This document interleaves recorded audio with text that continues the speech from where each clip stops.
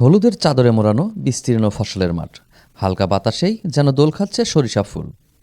সিরাজগঞ্জের সদর, উল্লাপাড়া, রায়গঞ্জ, তারাস, শাহজাদপুর সহ পুরো চলনবিল এলাকা জুড়ে চলছে সরিষা চাষ। আর এসব ক্ষেতে বাক্স বসিয়ে মধু আহরণ করছেন মৌচাষিরা।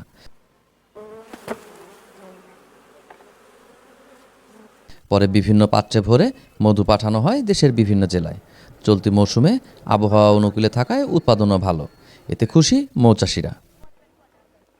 বর্তমানে আবহাওয়া ভালোর কারণে মধুটা উৎপন্ন ভালো হইতেছে এবং বাক্সতে অনেক মাছা আছে, অনেক মাছা আছে। এই মধু সংগ্রহ করার পর 7 দিন পর পর আমরা মেশিনে ঘুরে ঘুরে মধু সংগ্রহণ করতেছি এবং এই মধু অনেক পাইকারি নিয়ে যায়, অনেক পাইকারি, যেমন খুচরা রাস্তার পাশ দিয়ে অনেক লোকজন যাচ্ছে, এখানে মধুর খামার দেখে অনেক মানুষ মধু কেনার জন্য আগ্রহী হয়ে মধু কিনতে আসে।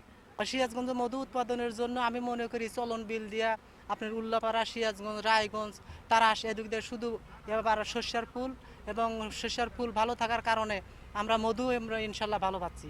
থেকে পাইকার আসতেছে, বিক্রি ভালোই হচ্ছে। বিভিন্ন জায়গা থেকে আসতেছে, রংপুর, আপনার রাজশাহী, এগুলা এলাকা থেকে আসতেছে, মধুর দামও ভালো হইতেছে। চলতি বছর সিরাজগঞ্জে মধু সংগ্রহের লক্ষ্যমাত্রা ছিল ৩৮২ মেট্রিক টন, যা ইতিমধ্যেই অতিক্রম করেছে বলে জানালেন জেলা কৃষি সম্প্রসারণ কর্মকর্তা আজমা আহসান শহীদ সরকার। পাশাপাশি এই জমি থেকে আমাদের মধু উৎপাদন হচ্ছে। গত বছর আমাদের ৩৮২ মেট্রিক টন মধু উৎপাদন হয়েছিল। এবার সরিষার অবস্থা খুবই ভালো। এবার আশা করছি মধু আরও বেশি হবে এবং আমি আশা করছি যে ৪০০ মেট্রিক টনের উপরে মধু হবে।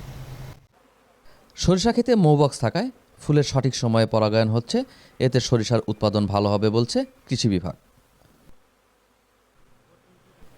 সাজিরুল ইসলাম সঞ্চয়, সিরাজগঞ্জ জেলা সংবাদদাতা, বাংলাদেশ বেতার, রাজশাহী।